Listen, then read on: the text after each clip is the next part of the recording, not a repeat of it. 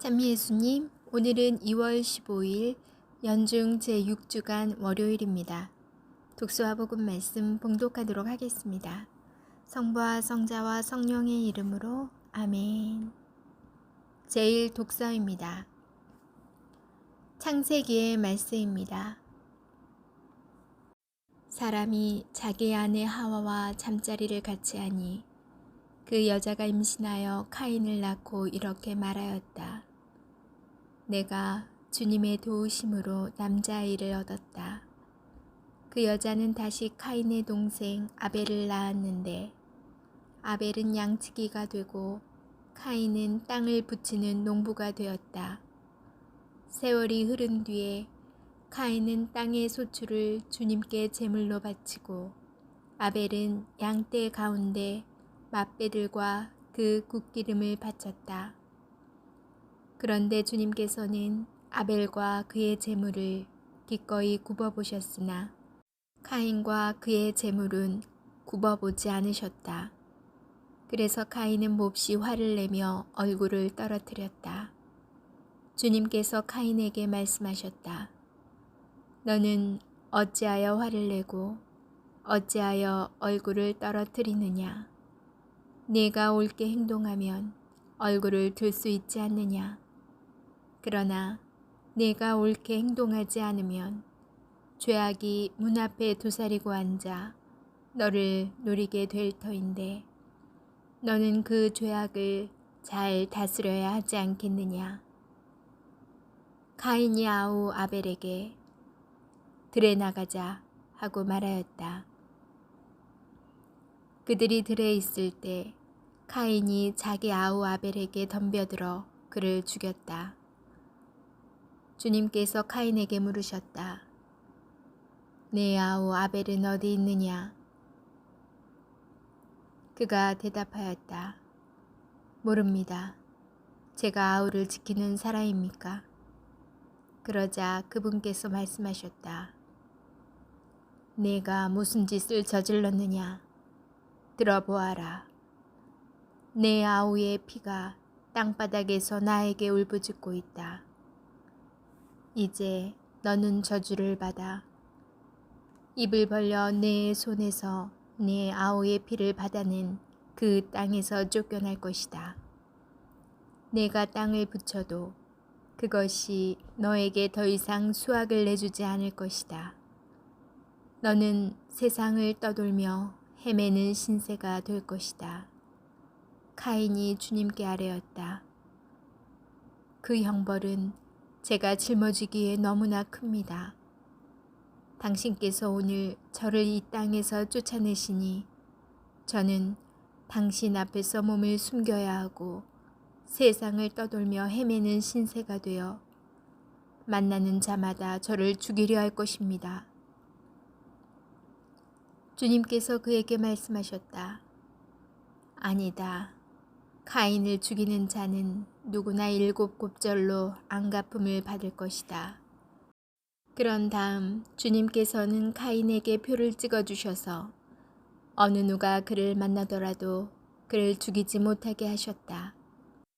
아담이 다시 자기 아내와 잠자리를 같이 하니 그 여자가 아들을 낳고는 카인이 아벨을 죽여버려 하느님께서 그 대신 다른 자식 하나를 나에게 세워주셨구나 하면서 그 이름을 셋이라 하였다. 주님의 말씀입니다. 하느님 감사합니다. 복음 말씀입니다. 마르코가 전한 거룩한 복음입니다. 그때 바리사이들이 와서 예수님과 논쟁하기 시작하였다. 그분을 시험하려고 하늘에서 오는 표징을 요구하였던 것이다. 예수님께서는 마음속으로 깊이 탄식하며 말씀하셨다. 어찌하여 이 세대가 표징을 요구하는가? 내가 진실로 너희에게 말한다. 이 세대는 어떠한 표징도 받지 못할 것이다. 그러고 나서 그들을 버려두신 채 다시 배를 타고 건너편으로 가셨다. 주님의 말씀입니다. 그리스도님 찬미합니다. 잠시 묵상하겠습니다. 성경은 인류 첫 번째 형제인 카인과 아벨의 깊은 우애를 이야기하지 않습니다. 오히려 그 반대입니다. 질투와 시기로 시작된 감정이 살인으로 이어지는 끔찍한 이야기를 전해줍니다. 형제 간의 갈등 원인은 하느님께서 아벨과 그의 제물을 기꺼이 굽어보시고 반대로 카인과 그의 제물은 굽어보지 않으셨다는 사실에 있습니다. 하느님께서 원인이십니다. 카인의 제물이 아벨의 제물보다 정성이 없었습니까? 성경 본문 어디에서도 그런 내용은 언급되지 않습니다. 그냥 그것은 하느님 마음이었습니다. 따라서 우리는 이런 생각을 하게 됩니다. 이번만큼은 하느님께서 잘못하셨고 원인을 제공하신 것이라고. 그런데 창세기 저자에게는 하느님께서 왜 카인과 그의 제물을 굽어보지 않으셨는지가 중요하지 않았습니다. 저자의 눈은 화를 내고 얼굴을 떨어뜨리면서 자신의 분노를 표출하는 카인에게 관심을 표현하시는 하느님을 향하고 있습니다. 하느님께서 아벨보다 카인을 더 돌보아 주시고 계시다는 말씀입니다. 그러나 카인은 하느님의 말씀과 설득에도 한마디 대꾸도 없이 들로 나가 동생 아벨을 죽입니다. 하느님의 행동과 판단과 계획이 우리의 눈으로는 이해할 수 없을 때가 많고 더 나아가 우리를 분노하게 만들 때도 있습니다. 카인의 이야기를 통하여 우리는 하느님께서 우리를 잊지 않으신다는 사실을 기억해야 합니다. 하느님께서 카인을 걱정하며 설득하십니다. 죄악이 문 앞에 도사리고 앉아 너를 노리게 될 터인데 너는 그 죄악을 잘 다스려야 하지 않겠느냐. 하느님께서는 분노와 미움의 감정으로 가득한 우리를 오늘도 계속하여 설득하고 계십니다. 죄악을 다스릴지 아니면 죄악에 맡길지 그 선택은 하느님이 아닌 바로 우리 자신이 하는 것입니다. 아멘. 성부와 성자와 성령의 이름으로 아멘. 오늘 복음은 제가 평소에도 정말 궁금해했던 그런 부분이기 때문에 깊이 묵상해 보았어요. 이 창세기 부분, 아담과 하와가 이제 가정을 이루면서 첫 아이를 낳은 게 카인, 동생 그 두 번째 아이가 아벨. 카인과 아벨을 낳아서 이 아이들이 잘 커야 될 텐데 어떤 이유인지는 모르겠지만 하느님께서는 카인과 아벨의 제물에 차별을 두죠. 웬일인지 하느님께서는 동생 아벨의 제물은 기꺼이 굽어보시나 첫째 카인의 제물은 굽어보지 않으세요. 정말 사람이라면 이런 상황에서는 당연히 카인이 화가 많이 나고 동생에 대해서 시기 질투심이 폭발할 것 같아요.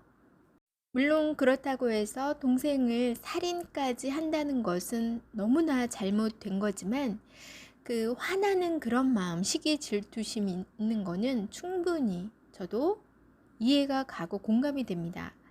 그래서 저는 평소에 왜 하나님께서는 왜 차별을 두셨지? 하나님께서 잘못하신 거 아니야? 일단 성경은 우리가 보는 눈으로 해석을 해서도 안 되겠지만 그 포인트가 오늘 신부님께서 말씀하시듯이 성경 말씀에서 그거보다는 저자의 눈은 화를 내고 얼굴을 떨어뜨리는 자신의 분노를 표출하는 그 카인에게 관심을 표현하시는 하느님을 향하고 있다고 합니다. 하느님께서는 아벨보다 카인을 더 돌봐주시고 계신다는 말씀이죠. 근데 카인이 하느님의 말씀과 그런 설득에도 대꾸도 없이 나가서 그 화를 못 참아 동생을 죽이게 되죠. 우리 일상에도 시기와 질투심을 불러일으키는 일들이 참 많은 것 같아요. 그게 남의 얘기가 아니라 가족에서도 부모와 자식 관계에서도 그러한데, 물론 모든 아이들을 똑같이 일관적으로 대할 수는 없어요. 사람이다 보니까. 그런데 너무 차별을 두어서도 안 되는데, 저 같은 경우는 결혼하고 나니까 시부모님들이, 특히 시어머님께서 그런 거를 많이 하시나 봐요. 며느리들이 여러 명 있다면 부모에게 더 잘하라고 약간의 그 시기 질투심을 유발하게 만들어주는 상황을 연출하신대요. 다행히 저는 며느리가 하나입니다. 근데 여동생이 있어요. 근데 어머니께서 그 하느님께서 하셨던 형제간의 질투심을 저와 또 시누이와의 관계에서 만드시더라고요. 그래야 얘네가 더 부모한테 더 잘한다, 이런 생각으로. 저야 그냥 무던하니까. 근데 무던해도 저도 화가 났었어요. 왜 그러시지? 하고. 그래서 카인의 마음을 더 충분히 공감할 수 있었던 것 같아요. 중요한 것은 우리가 그런 상황에 있을 때 죄악에 빠지느냐, 아니면 그 죄악을 잘 다스리느냐, 이것을 하느님께서 계속 카인에게 옆에서 말씀 설득하셨듯이 우리에게도 전해주는 메시지가 아닌가 합니다. 하느님께서는 우리에게 그 선택의 두 길을 안내해 주시고 올바른 선택을 할 수 있도록 끊임없이 도와주시는구나 라는 생각이 들었습니다. 우리가 그런 현실에서 카인과 같은 죄악이 문 앞에 도사리고 있을 때 그것을 잘 다스릴 수 있도록 늘 주님의 말씀에 귀 기울이는 신앙생활 하시기 바랍니다. 내일 날씨가 굉장히 춥대요. 반짝 강추위가 오니 건강 조심하세요. 전 내일 다시 만날게요.